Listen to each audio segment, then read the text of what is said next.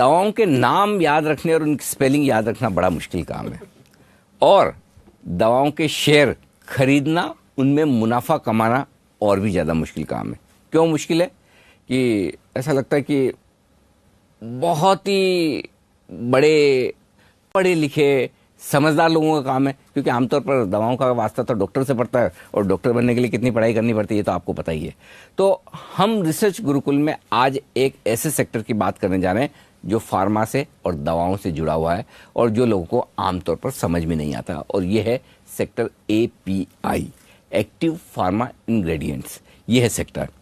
पिछली बार की तरह ही हमारे साथ है वरिंदर बंसल, फंड मैनेजर हैं, वो पेंटोमैथ फंड मैनेजर्स LLP के, और उन्होंने हमें शुगर सेक्टर बहुत अच्छे से समझाया और हमें समझ में भी आ गया। Thank you, I hope so.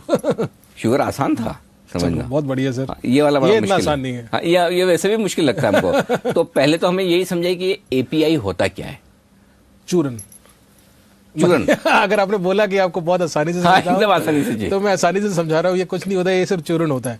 देखिए, हम कोई आमतौर पे चूरन से तो हम वो क्या बोलते हैं, टॉफी बनती है या गोली बनती है, खाते हैं। बस समझ गए आप। समझ आया? ऐसा ही है। तो आप अगर कोई भी मेडिसिन खाते हैं, हाँ, तो मेडिसिन के अलग अलग रूप होते हैं। करेक्ट। या तो गोली होती है, दवा आ गई, कैप्सूल होगा, या लिक्विड हो गया, हाँ, या इंजेक्टेबल हो गया, हाँ, वो ड्रग फॉर्मुलेशन बोलते हैं उसको। हाँ, तो अलग अलग तरीके, नेसल हुआ, या अलग अलग होता है ना। वो बनते कैसे हैं? वो चूरन से बनते हैं। API कुछ नहीं होता है। API is just a compound to form a drug. अच्छा, जो ये मतलब कोई क्रोसिन बन रही, तो क्रोसिन किससे बन रही, उसका माल मसाला है। हाँ, वो सेंट्रल कंपाउंड है बस। हाँ, किसी भी ड्रग का सेंट्रल कंपाउंड है। हाँ, और वो इतना आसान नहीं है। देखिए, सी API कुछ नहीं है। एक मिनट मैं थोड़ा समझ रहा हूँ।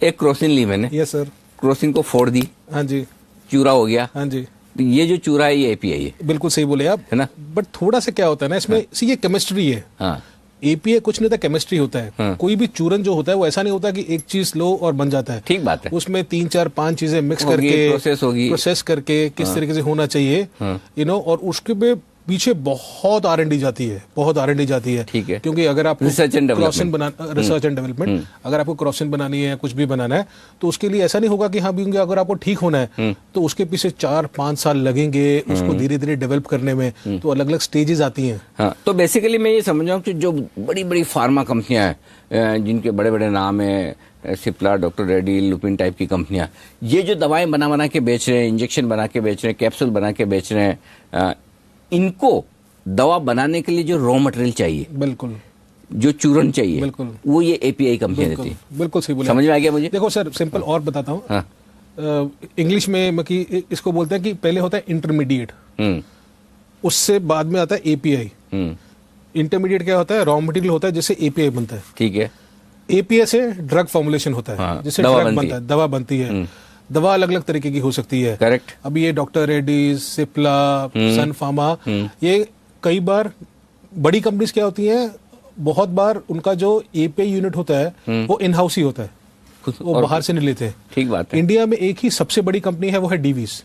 सबसे बड़ी कंपनी जो प्योर API है वो है डीवीज। अच्छा। Pure API। ओके। नहीं तो अलग सन फार्मा हुआ, डॉक्टर रेड्डीज हुआ, ये सबके सब फॉर्मुलेशंस बनाते हैं। ये खुद के भी बनाएंगे और बाहर से भी लेंगे। हाँ जी, हाँ, खुद के भी, वो डिपेंड करता है आपकी कितनी जरूरत है उस तरीके से। हाँ, तो इंडिया में ये जो API का मार्केट है, जो कंपनियां API के कारोबार में है, ये इतनी एकदम आजकल लाइमलाइट में क्यों है? सर, इसमें ना कुछ चेंज हुआ है। हाँ, क्योंकि API क्या था ना, API बहुत कमोडिटी सेक्टर था। कमोडिटी मतलब उसमें इट्स अ वेरी 10% मार्जिन बन जाए तो बन जाए, ठीक है। अच्छा, इसमें ये वो वैसा है कि जॉब वर्क टाइप, पूरा जॉब वर्क टाइप था, पूरा जॉब वर्क टाइप था। हाँ। तो आपको API बनाने वाले बहुत थे। हाँ। चाइना में बहुत है, जापान में बहुत है, इंडिया में बहुत है, तो आपको मिल जाते थे। तो कभी भी किसी का फोकस नहीं रहा था in terms of quality control. अच्छा। क्योंकि आपने देखा होगा USFDA का कुछ भी आया वो किस पे आता था? लुपिन पे आया, सिप्ला पे आया, सन फार्मा पे आया, डॉक्टर रेड्डीज पे आया। API प्लेस पे कभी भी इतना कुछ आया नहीं था। उस पे क्वालिटी कंट्रोल उतना फोकस नहीं था। तो ये हमेशा एक कमोडिटी सेक्टर रहा था। अभी बड़ा चेंज क्या हुआ है अभी इसमें? बड़ा चेंज क्या हुआ है कि चाइना में अभी टोटल ग्लोबल मार्केट, जो अलग अलग पैरामीटर्स है, जो लोग बोलते हैं कि API की टोटल मार्केट है $200 बिलियन। ग्लोबल 200 बिलियन पूरी दुनिया में। इंडिया कुछ 8% के हिसाब से है, यानी 16 बिलियन हुआ। 16 बिलियन में से हम अराउंड 10 बिलियन घर पे बनाते हैं। अच्छा। 10 बिलियन में की, 10 बिलियन के हिसाब से हम बनाते हैं। लेकिन आज की डेट में आज भी हम 5 से 6 बिलियन जो है इंपोर्ट करते हैं। अच्छा। चाहे वो इंटरमीडिएट्स हुए, चाहे वो एपीएस हुए, intermediate raw material for API, API raw material for drug formulation. तो 5 से 6 बिलियन इंपोर्ट करते हैं। इंपोर्ट कहां से करते हैं? चाइना से करते हैं या जापान से करते हैं। कितना इंपोर्ट करते हैं? ठीक है। अभी हुआ क्या कि चाइना में बहुत बहुत ज्यादा स्ट्रिंजेंट हो गए हैं। चाइना में लास्ट 1 साल में जो अलग अलग मीडिया रिपोर्ट्स बोल रही हैं, कम से कम 50% फैक्ट्रीज बंद हो गई हैं। क्यों? पॉल्यूशन। सी वहां पे क्वालिटी कंट्रोल कुछ था नहीं। तो एपीआई में बहुत पॉल्यूशन होता है क्या? सी एपीआई में आपको जैसे मैंने बोला, एपीआई बहुत जरूरी इंग्रेडिएंट है जिससे आपका दवाई बनता है, जिससे आपका मेडिसिन बनता है। और अगर उसमें कुछ ना कुछ मिक्स हो जाए, क्वालिटी कंट्रोल्स ना हो, R&D प्रॉपर ना हो, देन अल्टीमेटली जो खाता दवा है, सही कैसे बनेगी? हाँ, तो एपीआई चाइना में एक बहुत बड़ा केस हुआ था वलसाटन का सर। वलसाटन का मेरे ख्याल नोवार्टिस था, नोवार्टिस का केस हुआ था। तो एक चाइना एपीआई कंपनी थी जिसने वो एपीआई बनाता था नोवार्टिस के लिए, और ड्रग का नाम था वलसाटन। तो उन लोगों ने उसमें कार्सिजेनिक इम्प्योरिटीज थी। कार्सिजेनिक का मतलब सिर्फ ये है कि उसमें कैंसर वाली इम्प्योरिटीज आ गई थी। उस केस के बाद सब बड़ी बड़ी एमएनसीज ने चाइना से एपीआई लेना बंद कर दिया। अच्छा। तो एक टाइम पे ऐसा था कि जो यूएसएफडीए वाले जो चाइनीज एपीआई प्लांट पे छापे मारे थे ना, दैट वाज सम 80 और 85, विच इज द हाईएस्ट, सबसे बड़ा हिस्ट्री में ऐसा हुआ था कि सबसे ज्यादा यूएसएफडीए ने आंख दिखाई। आप ये सोचिए कि अगर आपकी 50% ऑफ द मार्केट बंद हो जाए, तो अगर आप दवाई बनाते हो, आप प्रोसिन बनाते हो, सिंपल सी बात है, तो आपको क्या चाहिए? आपको चाहिए मेरे पास टाइम से रॉ मटेरियल आना चाहिए, करेक्ट, एपीआई आना चाहिए, क्वालिटी प्रॉपर होनी चाहिए, राइट, ठीक है ना? तो ये सब कंपनीज को दुकान तो बंद ही कर सकते हो अपनी। सो इनको एक और मार्केट चाहिए थी, वो इंडिया है। इसलिए वो डिमांड सारी की सारी इंडिया में शिफ्ट होगी। सारी अच्छा, तो मतलब चाइना का नुकसान हमारा फायदा। बिल्कुल सही है, वो शिफ्ट हो गई। और ये कब हुआ? और ये लास्ट 1 साल से हो रहा है। अच्छा, साल भर से ही हुआ है? 1 साल से हो रहा है। अच्छा, 1-1.5 साल से हो रहा है, ये हो रहा है। तो ये जो डिमांड है ना, और ये बहुत बड़ा डिमांड है। जैसे मैंने आपको बोला $200 बिलियन, $200 बिलियन में मेरे पास $5 बिलियन में अगर 3 बिलियन भी मैं बचा लेता हूँ, अपने इंडिया में आता है, तो दैट इज 20,000 करोड़। बहुत बड़ा मार्केट है जो यहाँ पे आता है। और इंडिया में बहुत ज्यादा कंपनीज नहीं है, क्योंकि इसमें केमिस्ट्री बहुत जरूरी है। केमिस्ट्री में R&D बहुत जरूरी है, इंटीग्रेशन बहुत जरूरी है, क्योंकि एपीआई बनाने के लिए भी आपको रॉ मटेरियल चाहिए। रॉ मटेरियल आपके पास है कि नहीं है? जैसे डीवीज है, डीवीज फुली इंटीग्रेटेड है, तो डीवीज का मार्जिन 40% तक जाता है। ओके, 40% तक मार्जिन जाता है। मतलब वो इंटरमीडिएट से लेके एपीआई तक खुद ही बना रहे हैं। एग्जैक्टली। अदरवाइज कोई और कंपनी है, कोई भी और कंपनी आप लगा लो, आरती ड्रग्स भी लगा लो, जो आरती इंडस्ट्रीज इतनी अच्छी कंपनी के हिसाब से आती है, उनका भी कभी 15, 16, 17% से मार्जिन ऊपर गया नहीं है। तो एक सबसे बड़ा प्लेयर वो है अपना डीवीज है। बट लास्ट 1-1.5 साल में क्या हुआ है कि आपको बहुत छोटी छोटी कंपनीज हैं, अच्छे ग्रुप से कंपनीज हैं, जिन्होंने अपॉर्चुनिटी देख रहे हैं और धीरे धीरे वो कैपेक्स कर रहे हैं। तो इंडिया में कितना बड़ा मार्केट है, कितनी अपॉर्चुनिटी है? इंडिया के बारे में थोड़ा सा मुझे बताइए। सर, मैं जैसे बोला आपको कि अगर 200 बिलियन की मार्केट है, इंडिया 8% है, $16 बिलियन है। अगर अलग अलग रिपोर्ट्स बोलती हैं कि मैं $3 से $4 बिलियन हम इंपोर्ट करते हैं, चाइना से इंपोर्ट करते हैं, उसका अगर आधा भी बंद हो जाता है तो कम से कम 1-1.5 बिलियन का अपॉर्चुनिटी हमारे लिए है। ठीक बात है। वो सब डेटा आपके सामने दिया हुआ है, बिल्कुल, कि किस तरीके से है। अगर आप देखो प्राइसेस देखो, ये एपीआई प्राइसेस हैं, जिसको कमोडिटी बोलते थे हम लोग, ठीक है ना? राइट। तो लास्ट 1 साल में, 1-1.25 साल में इनके प्राइसेस 50% से 200% बढ़ गए हैं, रॉ मटेरियल के प्राइसेस। तो जो डेटा आपकी स्क्रीन पे आ रहा है वो है जून 2017 से प्राइसेस हैं। राइट। तो आइबुप्रोफेन, पैरासीटामोल, प्रोपिलीन ग्लाइकोल है, हाइड्रोक्लोराइड है, इनके प्राइसेस 60% बढ़ गए हैं। अच्छा। तो अगर आप रॉ मटेरियल बना रहे हो, अगर आपके पास कैपेसिटी है, तो सीधा 60% जो है वो प्राइसेस बढ़ने लगे हैं। तो वो चेंज आ रहा है। चाइना से हमारा जो इंपोर्ट होता था वो बहुत ज्यादा होता था। एक टाइम पे तो जो सुरेश प्रभु जी है, उन्होंने बोला था कि चाइना से इंपोर्ट जो होता है इंडिया की जरूरत का, वो 80% होता है, 80% इतना ज्यादा इंपोर्ट होता है। जो 2.5 लाख टन होता था 2014 में, 2018 में वो 3 लाख टन था। So China is a very very big factor, simple सी बात है। चाइना में इतना डिसरप्शन हुआ, और ये प्लांट्स बहुत जल्दी लगते नहीं है। ऐसा नहीं है कि कल को कोई बोलता है कि यार कल को चाइना वापस आ गया तो। हाँ, मेरा यही सवाल था कि भाई चाइना में प्लांट बंद हुए हैं, प्लांट कोई वो मतलब डिस्ट्रॉय थोड़ी, नष्ट थोड़ी हो गए, प्लांट तो हैं। कल को पोल्यूशन के नियमों का पालन कर ले, या हमारे यहाँ के एपीआई कंपनियां जो है अनाप शनाप पैसा कमाने लगे, और ये सारे बड़े बड़े प्लेयर फिर से चाइना की तरफ देखे, तो सर ये हो सकता है। हाँ। ठीक है ना, मैं ये नहीं बोलूंगा ये नहीं हो सकता, और ये साइकिल ही सबसे जरूरी एलिमेंट है इसमें समझने का। सो अब अगर हमें थोड़ा सा कॉन्फिडेंस आता है इस थीम में, वो इसलिए आता है कि जो डीवीज है, डीवीज ने मेरे ख्याल में लास्ट 3 या 4 साल के बाद इतना बड़ा कैपेक्स अनाउंस किया। अच्छा, 1500 करोड़ का कैपेक्स अनाउंस किया, उसने कभी अनाउंस नहीं किया। अच्छा, अगर आप डीवीज को सुनो तो डीवीज ने बहुत कैटेगोरिकली बोला है कि वो समझते हैं कि ये चाइनीज का जो डेवलपमेंट है नॉन रिवर्सेबल है। अच्छा, और ये मल्टी ईयर अपॉर्चुनिटी है। सो मैं छोटी की किसी की मतलब बात नहीं कर रहा चाइना हूँ, की जो समस्या है वो खत्म नहीं होगी, वो रहेगी। दिस इज व्हाट डीवीज सिंग, ठीक है ना, मैं नहीं बोल रहा, डीवीज बोल रहा है ये। और अगर आपका सबसे बड़ा प्लेयर ये समझ रहा है तो आई एम श्योर उसको ज्यादा समझ है। दूसरा चीज है कि अगर मैं अगेन बोल रहा हूँ, अगर आप दवाई बनाते हो, अगर सपोज करो आपने मुझसे कॉन्ट्रैक्ट कर लिया और अगर मैं आपको टाइम से सब कुछ दे रहा हूँ, सप्लाई कर रहा हूँ, सब कुछ हो रहा है, इवन चाइना में प्लांट चालू हो जाता है, तो you can't cut off immediately, because आपको आपकी जरूरत क्या है? आपकी जरूरत है टाइम से माल आना, क्वालिटी से माल आना, ये सबसे जरूरी चीज है। ज्यादा से ज्यादा ये हो जाएगा कि आप थोड़ा पैसा कम दोगे मुझे, कंपटीशन बढ़ जाएगा तो मार्जिन कम हो सकते हैं, बट मुझे लगता नहीं है प्राइसेस हो सकते हैं स्टेबलाइज हो गए। अगर मैं जिस प्राइस में स्टेबलाइज हो सकते हैं, प्राइसेस स्टेबलाइज हो सकते हैं, बट मुझे ये नहीं लगता कि वॉल्यूम पे इम्पैक्ट आएगा। मुझे अभी क्या हो रहा है, 2 चीजें हैं। जैसे मैंने बोला, कमोडिटी जो मार्केट थी, कमोडिटी से आपको वॉल्यूम और मार्जिन आने लगे।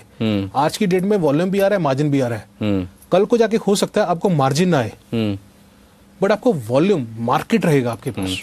आपके पास मार्केट रहेगा तो बहुत बड़ी बात है। आज कंपनीज कौन सी हैं सर? जो छोटी छोटी कंपनीज हैं, ये IOL आ गया था, कांची कारपुरम आ गया था, DL आ गया था, ये 200 500 करोड़ की सेल्स करते थे। उनके लिए 1000 करोड़ का भी मार्केट में, मैं तो बोल रहा हूँ कि हाँ भी ये $1.5 बिलियन है, 6-7,000 करोड़, थोड़ा सा मार्केट भी डाइवर्ट हो जाता है। आप इनके नंबर्स देखिए कि लास्ट 3 क्वार्टर में नंबर्स में क्या हो गया इनके। सो ये अगर मार्केट भी शिफ्ट हो गया, that is good, very good. Prices will stabilise going ahead. और अगर आप देखो तो लास्ट 4 साल में कैपेक्स क्या हुआ है, जो लोग ये समझते हैं, तो हमने पूरा बास्केट बनाया है सारे API कंपनीज का। मतलब नया कारोबार करने के लिए कंपनियां और कितना पैसा लगा रही है। एग्जैक्टली। तो अगर आप देखो FY 15 से लेके 18 तक, 4 साल में, और उसको कंपेयर करो उससे पहले 4 साल पे, तो आप देखेंगे कि जो बास्केट है कंपनीज की, जो सारी 10-12 कंपनीज हैं, उनका कैपेक्स डबल हो गया है इनसे। तो ये बहुत बहुत टाइम के बाद कैपेक्स एटलीस्ट ये API सेगमेंट में हो रहा है। अच्छा, ये बताओ कि इंडिया में इस सेगमेंट में, इस सेक्टर में ग्रोथ कितनी हो रही? अच्छा क्वेश्चन है। अगेन Q3 में अगर आप देखा जाओ ना, तो हमने 13 कंपनीज ली हैं जो API कंपनीज हैं। API में आप देखो तो सेल्स जो है 25% बढ़ा है, EBITDA 4% बढ़ा है, और पैट ग्रोथ 60% हुआ है। कंसिस्टेंटली नंबर्स लास्ट 3 क्वार्टर से, जो मैं आपको आगे बताऊंगा, उसके नंबर्स में इंप्रूवमेंट बार बार हो जा रहा है। लेकिन आपको इस सेक्टर में एक बहुत जरूरी चीज है सर, कि अकेला API को ब्लाइंडली मत ऐसा करो कि API एक ही सेक्टर है। तो API में भी अलग अलग सेगमेंट्स हैं। अच्छा, कुछ कंपनीज हैं जो प्योर प्ले APIs हैं, मतलब जो सिर्फ और सिर्फ चूरन बनाती हैं। ठीक है, सिंपल जेनेरिक, कुछ नहीं है, सिंपल जेनेरिक। जैसे डीवीज है, डीवीज इज वेरी जेनेरिक। अच्छा, वो करता है। कुछ कंपनी जो एनिमल APIs बनाती हैं, जैसे सीक्वेंट हुआ, NGL हुआ, वो एनिमल्स के लिए APIs बनाती हैं। ठीक है, मैं बोला ना केमिस्ट्री है सर। अच्छा, ये एनिमल्स के लिए भी? अरे एनिमल्स का भी चारा तो खाते हैं ना, सारा का सारा। अच्छा, उनके लिए भी तो मेडिसिन होती है ना। सीक्वेंट तो वही काम करता है ना, एनिमल APIs का काम करता है। देन कॉम्प्लेक्स APIs होती हैं कुछ, मतलब कॉम्प्लेक्स APIs में होता है कि हाँ यू नो दैट आपको रिसर्च एंड डेवलपमेंट में बहुत ज्यादा फोकस होता है। 4 साल 5 साल 6 साल आप रिसर्च एंड डेवलपमेंट करते रहते हो, ठीक है ना। देन CRAMS होता है, कॉन्ट्रैक्ट रिसर्च एंड मैन्युफैक्चरिंग में होता है, और कॉम्प्लेक्स APIs होते हैं, उसमें अलग अलग कंपनीज होती हैं। तो APIs में भी अलग अलग बास्केट है, अलग अलग नंबर्स हैं, अलग अलग प्रोडक्ट्स हैं, अलग अलग मार्जिन हैं। अच्छा, तो प्योर प्ले वाला कौन है?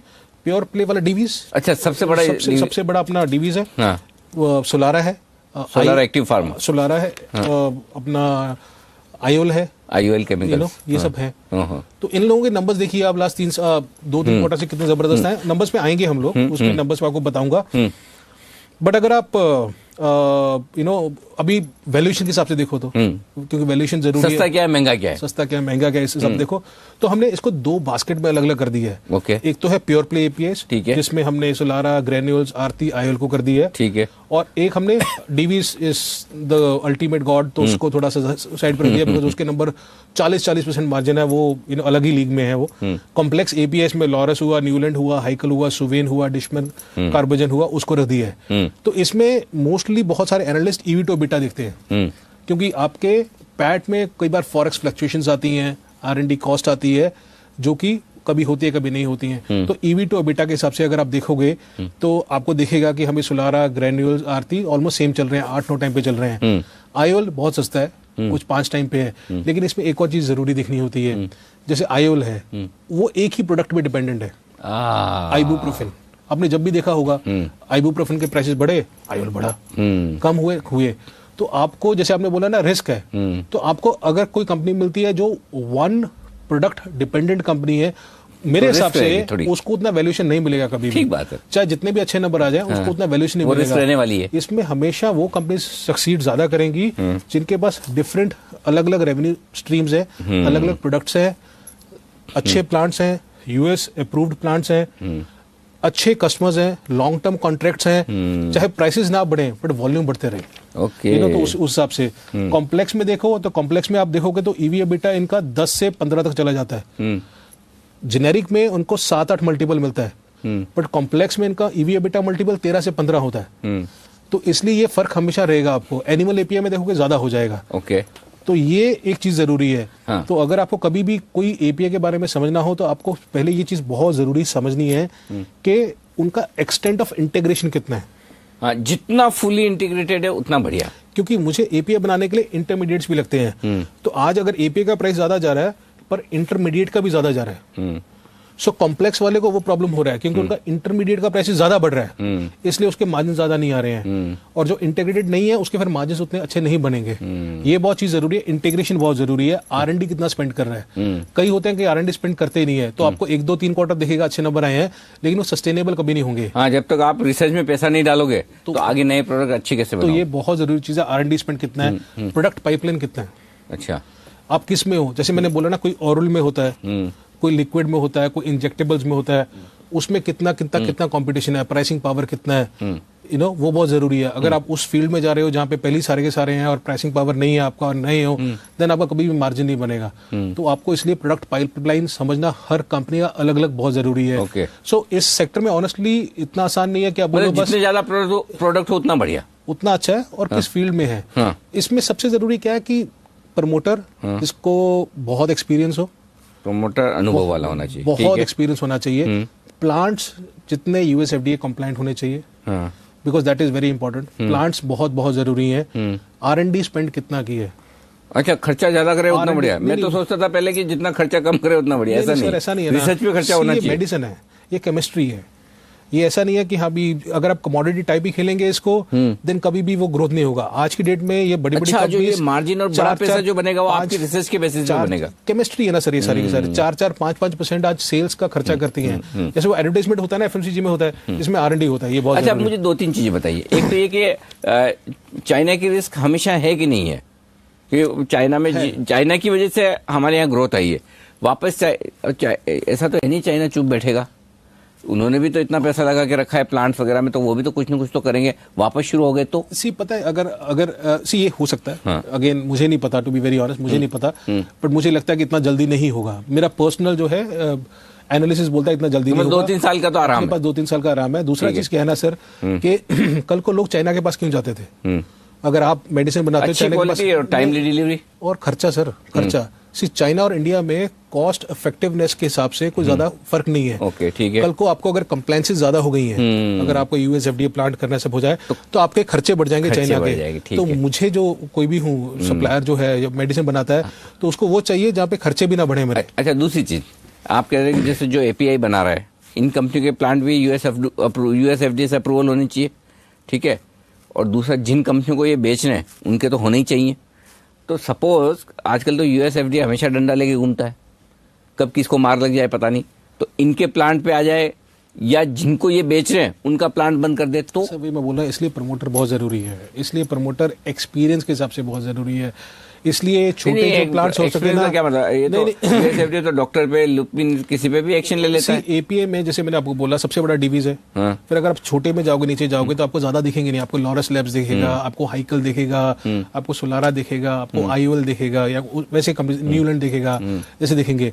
बट आपको देखना है कि हाँ भी इनके अलग अलग प्लांट्स हैं, किसी के 2 प्लांट्स हैं, कभी किसी के 5 प्लांट्स हैं, कितना प्रोडक्ट पाइपलाइन है इन सब कंपनीज का। ये हो सकता है यूएस एफडीए का जो भी है वो हो सकता है। तो फिर मुझे ये भी देखना है, ये स्टोरी ना सर, ये स्टोरी ऐसा नहीं है कि आपको 1-2 क्वार्टर में पैसा बना के देगी, सिंपल सी बात है। ये स्टोरी ऐसे नहीं है, जैसे हमने पहले शुगर डिस्कस किया था, शुगर में तो सब कुछ हो रहा था, शुगर में तो सब चीजें जो हम चाहते थे वो सब इंडस्ट्री वाइज आ गई थी, साथ में आ गई थी। ये स्टोरी ऐसे नहीं है कि 1-2 क्वार्टर में 3 क्वार्टर में हो जाएगा, झटके लगेंगे, चाइना से भी कुछ न्यूज आ सकती है। बट अगर ये मार्केट संभव रहा कि जैसे डीवीज बोलता है कि नॉन रिवर्सेबल है, देन इनके लिए तो बहुत बड़ा इंडस्ट्री बन जाएगा। तो फिर मुझे ये देखना है कि जिस कंपनी, जो एपीआई कंपनी में हम पैसा लगा रहे हैं, उनके प्रोडक्ट्स बहुत ज्यादा होने चाहिए और प्लांट भी अलग अलग जगहों पे बहुत सारे होने चाहिए, ताकि एक आध यूएसएफडी ने बंद भी कर दिया तो दिक्कत नहीं। अच्छा, दूसरी बात, जिन कंपनियों को ये बेच रहे हैं, दवा बनाने वाली कंपनियां बड़ी बड़ी वाली, इनकी एक ही कंपनी पे डिपेंडेंस ना हो। एग्जैक्टली, बट वो नहीं होता सर, ये लोग समझदार रहते हैं। अच्छा, ये हमेशा डिस्पोज रहते हैं। हाँ। वो नहीं है, किसी का भी मेजरली ऐसा नहीं होता कि हाँ भी वो एक पे डिपेंडेंट है सारे के सारे। हाँ। अच्छा, वही बोला सर, अब कौन सा शेयर महंगा है, कौन सा सस्ता है, ये कैसे पता करूं?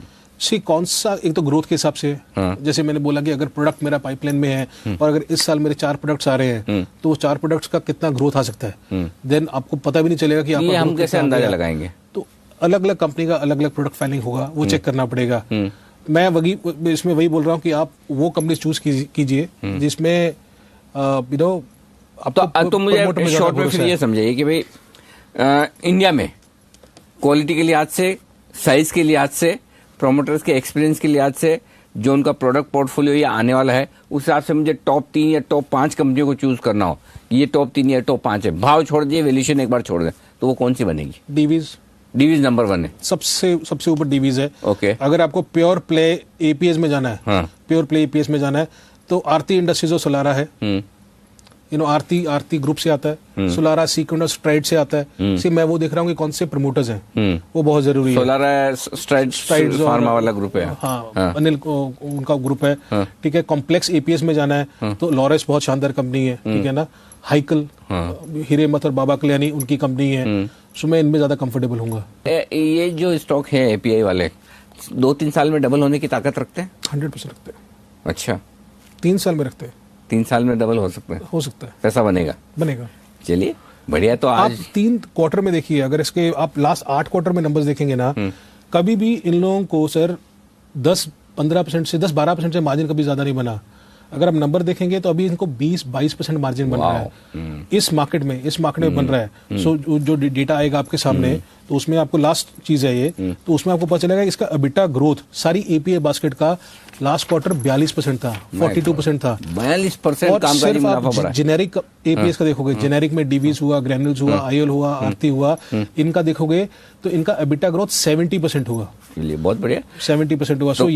तो आज हमें एक चीज समझ में आ गई कि सिर्फ बड़ी दिग्गज फार्मा कंपनियों के बाहर भी दुनिया है और उनकी दुनिया बनाने वाली जो कंपनियां हैं वहां भी पैसा बन सकता है और ज्यादा बेहतर बन सकता है, ज्यादा अच्छे तरीके से बन सकता है धीरे धीरे। लेकिन आपको समझ में आना चाहिए। मैं तो आज मतलब छोटा मोटा डॉक्टर बन गया, इतना फार्मा मुझे समझ में आ गया। बस चूरन से लेकर दवा तक का सफर आपने आज समझा रिसर्च गुरुकुल में। बहुत बहुत शुक्रिया, बड़ी आसान भाषा में हमारे दर्शकों को ये पूरा सेक्टर समझाने के लिए। तो इसी तरह से रिसर्च गुरुकुल में कुछ और बेहतरीन ऐसे सेक्टर जिन पर आपको रिसर्च आसानी से मिलती नहीं, जो आपको समझ में आते नहीं, जो आपको कोई समझाता नहीं, हम वो काम करेंगे।